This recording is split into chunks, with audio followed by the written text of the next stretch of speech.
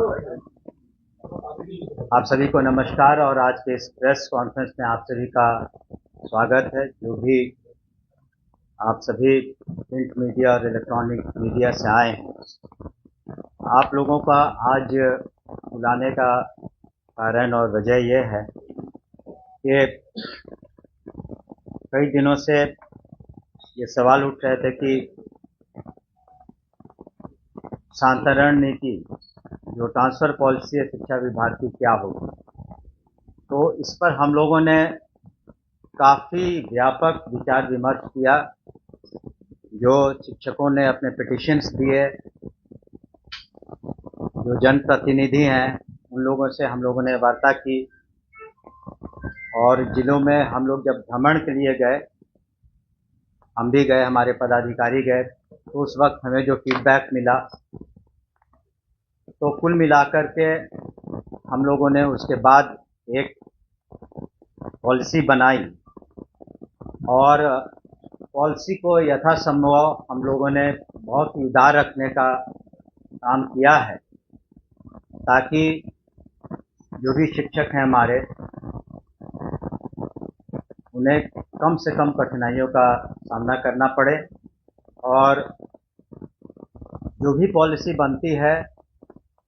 उससे सरकार का मत है, हमारे माननीय मुख्यमंत्री नीतीश कुमार जी का मत है कि इस पॉलिसी में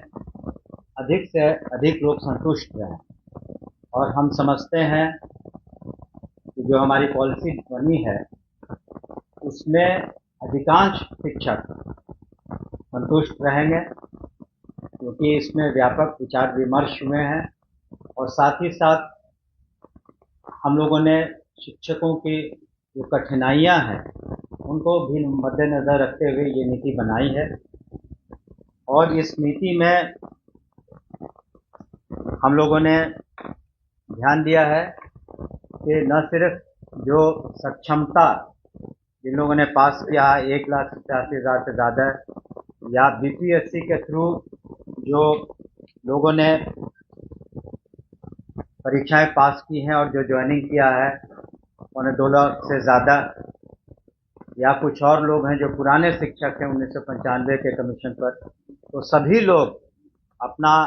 इसमें पिटिशन्स दे सकते हैं। एक समय सीमा हम लोग निर्धारित करेंगे और एजुकेशन डिपार्टमेंट के पोर्टल पर उसको अपलोड करेंगे और हम लोग उसमें उन लोगों को 10 ऑप्शन देंगे, शिक्षकों को 10 ऑप्शन देंगे, काफ़ी ऑप्शन देंगे, 1 2 3 4 5 6 7 8 9 10 ऑप्शन रहेंगे उनके पास। और यथासंभव हम लोगों ने कोशिश किया है कि जो शिक्षक हैं अपने ही ज़िले में रहें। पहली बात तो ये है कि अपने ही ज़िले में रहें ताकि उनको सुविधा हो अपने ही ज़िले में, और बीपीएससी के भी जो पास कर चुके हैं या सक्षमता, वो भी इसके हकदार रहेंगे, या पुराने जो शिक्षक हैं। तो जो हम लोगों ने नीति बनाई है उसकी प्रतिलिपि भी आपको हम देंगे, उसमें व्यापक सब कुछ लिखा हुआ है। लेकिन हम लोगों ने यह ध्यान रखा है सबसे पहले कि अगर किसी को असाध्य रोग हो या गंभीर बीमारी हो या फिर दिव्यांगता के कारण या फिर मानसिक कोई समस्या हो, तो इन सबों को हम लोग काफ़ी उच्च प्राथमिकता देंगे। उन लोग पर हम लोग विशेष ध्यान देंगे कि उनके बीमारी इत्यादि के कारण उनके इलाज में दिक्कत ना हो और उनको सुविधा हो। ये हमने पहले भी ये बात रखी थी। और उसके अलावे जो वैसी महिलाएं हैं जो विडोज़ हैं या किसी कारणवश सिंगल हैं, तो उन लोगों के बारे में भी हम लोगों ने विशेष ध्यान रखा है। और महिलाओं का जहाँ तक प्रश्न है, गृह पंचायत से हट के पुरुषों को अनुमंडल से उसी ज़िले में बाहर रख करके हम लोगों ने ये नीति बनाई है। और जो एक बार जब पोर्टल पर ये लोग अपना एप्लीकेशन अपलोड कर देंगे तो उसको हम लोग निर्णय लेंगे उस पर। लेकिन इनकी ज्वाइनिंग हम लोग दिसंबर माह में कराएंगे, ताकि छुट्टियों के वक्त, ताकि अभी जो पढ़ाई सुचारू रूप से चल रही है किसी तरह से डिस्टर्ब नहीं हो, उसमें किसी तरह का व्यवधान उत्पन्न नहीं हो। हम माननीय मुख्यमंत्री नीतीश कुमार जी को भी धन्यवाद देना चाहेंगे कि उनके दिशा निर्देश में ये जो नई नीति हम लोगों ने ट्रांसफ़र की है, उसमें हमने शुरू में ही कहा कि अगर किसी तरह की बात हो जाती है, कुछ विसंगतियाँ, सारे मेहनत और सभी फैक्टर्स को हम लोगों ने लिया है, कोशिश की है, तो अगर कहीं न खुदा न खास्ते अगर कुछ कमी कहीं रह गई, तो इसी कारण इसका निराकरण करने के लिए हम लोगों ने पहले जिला स्तर पर डिस्ट्रिक्ट मजिस्ट्रेट के लीडरशिप में एक कमेटी बनाई है कि वहाँ जिला स्तर पर इसका निराकरण हो सके, या फिर डिविजनल कमिश्नर के लेवल पर भी हम लोगों ने कमेटी बनाई है, और विभाग का तो अधिकार रहेगा ही हस्तक्षेप करने का। तो अगर किसी को किसी तरह की परेशानी है या इस ट्रांसफ़र नीति के अधीन भी कुछ विसंगतियाँ रह गई हों, तो उसको हम लोग इन कमिटीज़ में एड्रेस करेंगे। तो हर व्यापक पैमाने पर हम लोगों ने विचार विमर्श किया है, सभी के जो विचार हैं उसको हम लोगों ने डिस्कस किया है, हमारे एसीएस साहब से और सभी पदाधिकारियों से हम लोगों ने डिस्कशन किया है, और उसके बाद ये नीति लाई है। लेकिन एक बार जब उनकी नियुक्तियां, जो प्रोसेस चल रहा है, खास करके जो नियोजित शिक्षक हैं उनके काउंसलिंग के बाद उन्हें नियुक्ति पत्र भी दिया जाएगा। उसके बाद वो लोग सरकारी सेवक हो जाएंगे।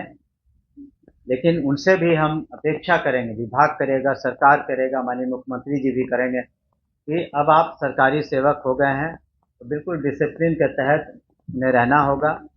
उन्हें फ़ायदे भी हैं जो एक सरकारी सेवक को होता है, पोस्ट रिटायरमेंट या सरकारी सेवक को अन्य जो सुविधाएं दी जाती उन्हें मिलेंगी। लेकिन उन्हें भी ये ध्यान रखना होगा कि बिल्कुल डिसिप्लिन तरीके से वो पठन पाठन कराएं और कोशिश करें कि बिहार में शिक्षा का स्तर और बेहतर हो, क्वालिटी एजुकेशन हो, और उसमें उनका योगदान बहुत महत्वपूर्ण है। इन बातों को हम लोगों ने ध्यान में रखते हुए ये किया कि जबकि माननीय मुख्यमंत्री जी ने, आपने देखा होगा और जानते भी होंगे शायद, कि जो कुल बजट है, एनुअल बजट 2,72,000 करोड़ से ज़्यादा, उसका 20% से ज़्यादा यानी 52 करोड़ से ज़्यादा मेन बजट में शिक्षा के लिए रखा गया, और बाद में 10,000 करोड़ सप्लीमेंट्री भी लिए गए हैं। तो ताकि हम लोग हर स्तर पर, चाहे पढ़ाई लिखाई हो, मिड डे मील हो, चाहे वो पोशाक हो, साइकिल योजना हो माननीय मुख्यमंत्री जी की, कहीं किसी तरह की कमी नहीं आए, और जो प्रोत्साहन राशियाँ दी जा रही हैं, स्टूडेंट्स को क्रेडिट कार्ड दिए जा रहे हैं, कहीं कोई कमी नहीं हो। और उसी कड़ी में हम लोगों ने ये जो ट्रांसफ़र पॉलिसी बनाया है, सुधार पॉलिसी बनाया है, ताकि अधिकांश शिक्षकों का हित हम लोग इसका ख्याल रख सकें, और दिसंबर माह तक उनकी पोस्टिंग भी हो जाएगी। आप जानते हैं थोड़ा वक्त लगेगा क्योंकि संख्या बहुत ज़्यादा है और सबको अपनी अपनी समस्याएं हैं, तो हम लोग पर्याप्त समय देंगे सभी को अपने पिटिशन लिख करके अपलोड करने का, और उसको सॉफ्टवेयर के थ्रू हम लोग उसको सब कुछ करेंगे ताकि किसी तरह की शिकायत न हो। आपका बहुत बहुत शुक्रिया। कोई स्थानांतरण नीति पर बात कर रहे हैं, उससे संबंधित और एक चीज़ एक और बात बता दें, जो अनुकंपा के मामले थे तो उसमें भी हम लोगों ने कैबिनेट करा लिया है, और 6,421 अनुकंपा के मामले थे, उनको भी हम लोग कुछ समय से लंबित थे ये मामले, तो उनके परिवार के लोगों को भी हम लोग निश्चित रूप से कोऑप्ट कर लेंगे एजुकेशन डिपार्टमेंट में। सर, शिक्षक संगठनों की मांग की रिपोर्ट जहाँ शिक्षक संगठनों की मांग की यहाँ पर है, सक्षमता पास करने के बाद उनको वही छोड़ दिया जाए। हम लोगों ने, देखिए, आप सरकारी सेवक जब हो जाते हैं तो कुछ नियम कानून हैं, कायदे हैं, और हम लोगों ने यथासंभव कोशिश किया है और लिखा भी है, आप पढ़ लेंगे, कि हम लोगों ने उनको उसी जिले में रखा है। और लेकिन विशेष परिस्थिति में जिनके समस्याएं हैं उन पर हम लोग विशेष ध्यान देंगे, वो तो हमने शुरू में ही लिखा है। लेकिन आप ये भी समझें कि आप जब आप सरकारी सेवक हो जाते हैं तो सरकारी नियम कायदे कानून है, आपको सरकारी सेवक के सभी फायदे मिलेंगे, आपको पेंशन इत्यादि भी बाद में मिलेगा। तो कुछ सरकारी नियम कानून को भी ध्यान में रखना बहुत ज़रूरी होता है। आप उदाहरण स्वरूप आप देख लीजिए, हम लोगों ने तो डिस्ट्रिक्ट में ही रखा है। एक पुलिस डिपार्टमेंट का अगर आप लेते हैं उदाहरण, तो वहाँ पर आज करीब करीब 30,000 महिलाएं हैं जो पुलिसकर्मी हैं, और किसी पुलिस वाले को अपने डिस्ट्रिक्ट में काम करने का मौका नहीं मिलता है, वो भी तो अपने नौकरी कर रही हैं। तो ठीक है, संघों का काम है मांग करना, सभी चीज़ों पर, सभी बातों पर हम लोगों ने विचार विमर्श किया, और अनुशासन के दृष्टिकोण से और साथ ही साथ क्वालिटी एजुकेशन के दृष्टिकोण से हम लोगों ने, हमारी समझ है कि हम लोगों ने जो पॉलिसी बनाई है वो काफ़ी व्यापक है, उदार है, और जनहित में है, और शिक्षकों के हित में है, और शिक्षा के हित में है। तो हम लोगों को एक बात ये भी, इस पर भी ध्यान देने की आवश्यकता है कि शिक्षक की मांगे और शिक्षक की समस्याएं दो, लेकिन शिक्षा पर कितना ध्यान हम लोग देते हैं ये ज़्यादा मायने रखता है। शिक्षा की गुणवत्ता क्या हो, क्वालिटी एजुकेशन क्या हो। और जिस तरह से लिटरेसी रेट बढ़ा है, आपको बताना चाहेंगे कि 2001 में महिलाओं का लिटरेसी रेट करीब 34% था, आज 74% के करीब है। बजट के बारे में हमने बताया, ड्रॉप आउट पहले 12% से ज़्यादा था 2005 में, आज 1% से कम है ड्रॉप आउट। तो इन बातों पर भी हमें ध्यान रखना है कि शिक्षा की गुणवत्ता में कहीं से कमी नहीं आए, क्योंकि हमारा जो फ्यूचर जनरेशन है बिहार का, डिपेंड करेगा कि किस तरह का क्वालिटी एजुकेशन हम उन्हें दे पाएँ। पंचायत की बात कर रहे हैं, तो क्या पंचायत में और पति पत्नी का गवर्नमेंट सर्वेंट है, उनका भी हम लोगों ने ख्याल रखा है। 10 विकल्प होगा, 10 विकल्प होगा, ब्लॉक होगा या वो टोटल मिला के 10 विकल्प होगा, लेकिन कुछ उसमें शर्तें हैं जो कि हम लोगों ने एनिमरेट किया, आप देख भी लेंगे उसके तहत। लेकिन हम समझते हैं कि 10 विकल्प काफ़ी होता है, और उसमें अधिकांश लोगों को निश्चित रूप से हम लोग सेटिस्फाई कर पाएंगे। फिर भी हमने कहा कि कहीं ना कहीं अगर सारी एफर्ट्स के बाद, सारी मेहनत के बाद भी अगर कोई विसंगति रह गई हो कहीं, तो उसी के लिए हम लोगों ने जिला लेवल पर और फिर प्रमंडल लेवल पर और विभाग के स्तर पर तो है ही, हम लोग वैसे आवेदनों को निश्चित रूप से पुनः समीक्षा भी करेंगे।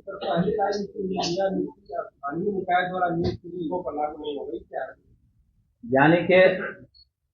उसका मतलब है जिन्होंने अभी तक एग्जाम नहीं पास किया है तो वो कर जाएंगे तो उन पर फिर से लागू होगी। वो तो होगा ना, जब आप, अभी तो सरकारी सेवक तब बनेंगे ना जो सक्षमता पास कर जाएंगे, जो बीपीएससी पास कर चुके हैं, या पूर्व से 1995 के बीपीएससी के शिक्षक, ये सब इससे आच्छादित हो रहे हैं। लेकिन वो अभी बाकी पास कर जाएंगे तो उनको भी उसमें ले आएंगे। वो कुछ उसमें कुछ कठिनाइयाँ थी जो हम लोगों ने कहा है कि जल्द से जल्द उसको करने के लिए, कुछ कठिनाइयाँ थी। ये हम लोग उसका तिथि निकाल देंगे अति शीघ्र, क्योंकि एक सॉफ्टवेयर भी, ये पॉलिसी अप्रूव हो गई है तो एक सॉफ्टवेयर बनाने में भी थोड़ा टाइम लगेगा। तो लेकिन हम लोग पर्याप्त समय देंगे, और खुदा और किसी को दिक्कत भी अगर होनी नहीं चाहिए, इसलिए हम लोग समय काफी देंगे। तो सभी को मौका देंगे, 5 मौके दे रहे हैं हम लोग, तो सभी को मौका मिलेगा। हाँ, लेकिन एक बात जरूर है कि काउंसलिंग के दौरान हम लोग गहराई से सभी सर्टिफिकेट इत्यादि की भी जांच करेंगे और जहां पर किसी तरह की कमी पाई जाएगी या सर्टिफिकेट जेन्युइन नहीं है तो उनका अधिकार नहीं रहेगा। हमने कहा बहुत शीघ्र हम लोग कल पॉलिसी अप्रूव हुई है तो आज हम लोगों ने आप सभी को बता दिया। हम लोग शीघ्र, हमको लगता है जैसे ये सॉफ्टवेयर भी डेवलप करना शुरू कर देंगे आज से तो अति शीघ्र। लेकिन जैसा हमने कहा कि पठन पाठन में, पढ़ाई में व्यवधान न उत्पन्न हो, इसके लिए हम लोग जो भी इम्प्लीमेंट करेंगे दिसंबर महीने में छुट्टियों के दौरान, ताकि पढ़ाई लिखाई में किसी को कोई दिक्कत नहीं।